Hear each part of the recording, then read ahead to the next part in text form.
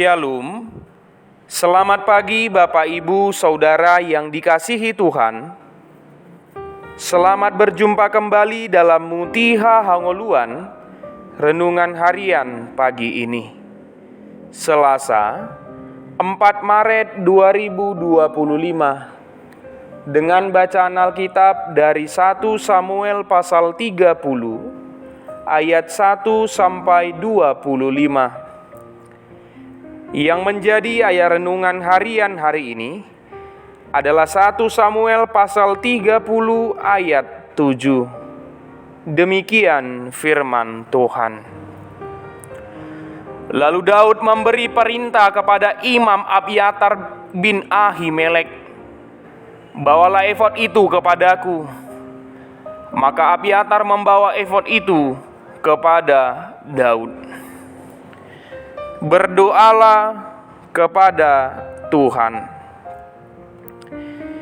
Jika kita melihat sejarah dunia, banyak tragedi yang membawa kehancuran besar. Salah satunya adalah peristiwa bom atom yang dijatuhkan di Hiroshima dan Nagasaki pada Agustus 1945.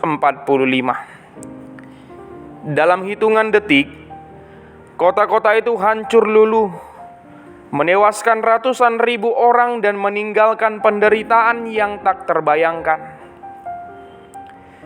Mereka yang selamat kehilangan segalanya, rumah, harta, dan bahkan keluarga mereka. Dalam kondisi yang begitu kelam, banyak orang merasa tak berdaya dan kehilangan harapan. Begitu pula dalam kehidupan. Ada saat-saat di mana kita mengalami kehancuran serupa. Tidak selalu berupa perang atau bencana besar, tetapi dalam bentuk persoalan hidup, keuangan yang terpuruk, kesehatan yang memburuk, relasi yang retak, atau harapan yang pupus. Saat semua tampak hancur dan jalan keluar terasa mustahil, bagaimana seharusnya kita bersikap? Saudara yang terkasih dalam Tuhan Yesus Kristus, dalam renungan hari ini diceritakan tentang Daud. Ketika ia dan pasukannya kembali ke Ziklag, mereka berharap bertemu keluarga mereka dalam sukacita. Namun yang mereka temui justru kehancuran.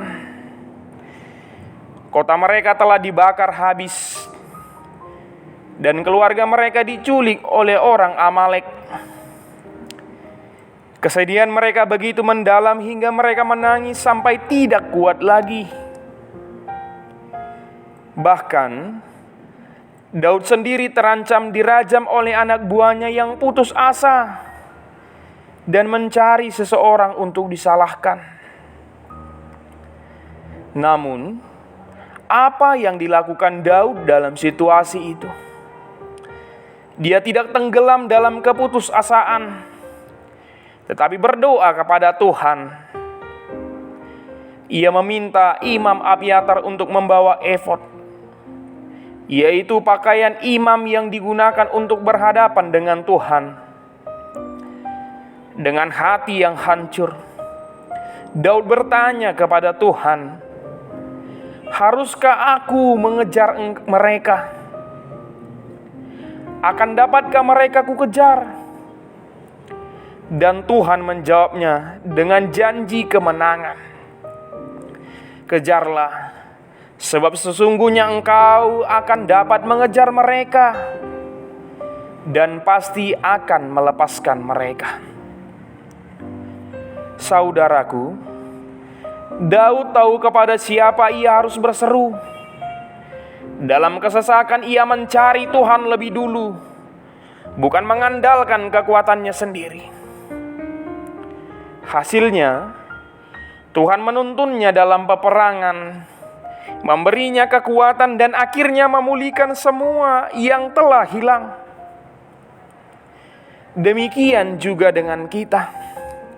Mungkin saat ini kita sedang berada di titik terendah dalam hidup, merasa sendirian, tak berdaya, dan tak tahu harus bagaimana. Tetapi ingatlah, Tuhan tidak pernah tinggal diam. Dia mendengar doa kita. Mazmur 91 ayat 15 menegaskan janjinya. Ia akan berseru kepadaku, dan aku akan menjawabnya. Aku akan menyertai dia dalam kesesakan. Aku akan meluputkannya dan memuliakannya.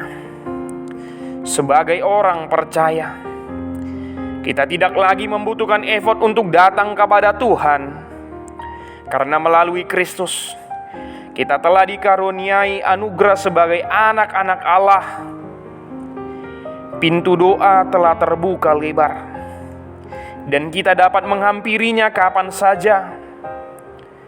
Hari ini, apapun pergumulan yang sedang kita hadapi, datanglah kepada Tuhan. Berserulah kepadanya, karena Dia hanya sejauh doa. Jangan biarkan keputusasaan merampas imanmu. Seperti Daud, datanglah kepada Tuhan dengan penuh pengharapan. Dia tidak jauh, Dia hanya sejauh doa. Kita berdoa. Terima kasih ya Tuhan atas kasih dan penyertaan-Mu kepada kami umat-Mu.